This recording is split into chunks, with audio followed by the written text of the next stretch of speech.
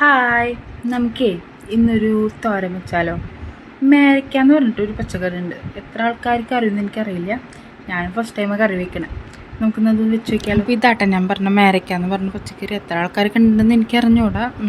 ഇത് കാണുമ്പോൾ ഒരു പേരക്കായ, വലിയൊരു പേരക്കായുടെ പോലെ ഉണ്ടാവും. പക്ഷേ കുമ്പളങ്ങയൊക്കെ നന്നാക്കില്ല, അതേപോലെ എനിക്ക് ഫീൽ ചെയ്ത് നന്നാക്കിയപ്പോൾ അല്ലെങ്കിൽ പപ്പക്കായയുടെ ഒക്കെ ടേസ്റ്റൊക്കെ പപ്പക്കായയുടെ പോലെ എനിക്ക് തോന്നി.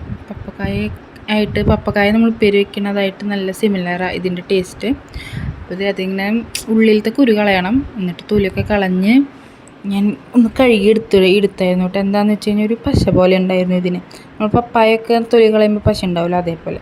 എന്നിട്ടിങ്ങനെ നന്നായി ചെറിയ ചെറിയ കഷ്ണങ്ങളായിട്ടിട്ട് ഞാൻ പരിപ്പിൻ്റെ ഒപ്പാട്ടോ വയ്ക്കണം, പരിപ്പിട്ടിട്ട് വയ്ക്കണേ.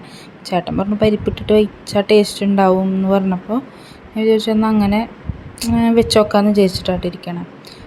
എല്ലാതും ഇങ്ങനെ ചെറിയ ചെറിയ കഷ്ണങ്ങളാക്കി അരിഞ്ഞെടുത്തിട്ടുണ്ട് കേട്ടോ. നമ്മൾ സാധാരണ ഉപ്പേരിക്കൊക്കെ വെക്കണ പോലെ കടുക് പൊട്ടിച്ച് സബോളയും പച്ചമുളകും പിന്നെ ഒരു 4-5 അല്ലി വെളുത്തുള്ളിയും കൂടി അരിഞ്ഞിട്ടുണ്ടായിരുന്നു കേട്ടോ. ഉപ്പും മഞ്ഞൾപ്പൊടി ഇട്ടിട്ട് ജസ്റ്റ് ഒന്ന് മിക്സ് ചെയ്ത് ആ മഞ്ഞൾപ്പൊടിയുടെ ഒരു പച്ചകുത്ത് മാറണ വരെ ജസ്റ്റ് ഒന്ന് മിക്സ് ചെയ്യുക. എന്നിട്ട് അതിലേക്ക് നമ്മുടെ ചതച്ച മുളക് ഉണ്ടല്ലോ, അതായത് കുറ്റിപ്പൊടി മുളക് അല്ലെങ്കിൽ നമ്മുടെ ചില്ലി ഫ്ലേക്സ് എന്നൊക്കെ പറയില്ലേ, അതും കൂടി ഇട്ട് നന്നായി മിക്സ് ചെയ്ത് അതിൻ്റെ ഒരു പച്ചമണം മാറി അതിൻ്റെ കളറൊക്കെ ഒന്ന് മാറി വരുമ്പോൾ ഈ അരിഞ്ഞ് വെച്ച് വെക്കണം മേരയ്ക്കും കൂടി ഇട്ടിട്ട് നന്നായി മിക്സ് ചെയ്ത് ഞാൻ തുറന്ന് വെച്ചിട്ട് തന്നെയാട്ടോ വേവിച്ച്.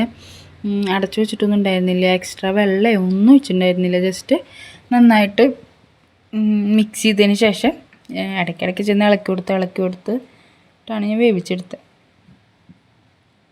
എന്നിട്ട് പകുതി വേവായപ്പോൾ ഞാൻ അതിലേക്ക് എന്ത് ചെയ്തെന്ന് വെച്ച് കഴിഞ്ഞാൽ പകുതി വേവിച്ച പരിപ്പുണ്ടല്ലോ, പകുതി വേവിച്ചിട്ടുണ്ടായിരുന്നു, പകുതി വേവായിട്ട് എടുത്തിട്ടുണ്ടായിരുന്നു. ആ പരിപ്പും കൂടി ഇട്ട് നന്നായി മിക്സ് ചെയ്ത് വീണ്ടും ഇത് നന്നായി വേവണ വരെ മിക്സ് ചെയ്തുകൊണ്ടിരുന്നു കേട്ടോ. അതിന് ശേഷം കുറച്ച് നാളികേരം കൂടി എടുത്തപ്പോൾ നമ്മുടെ മേരയ്ക്ക തോരൻ സെറ്റായി.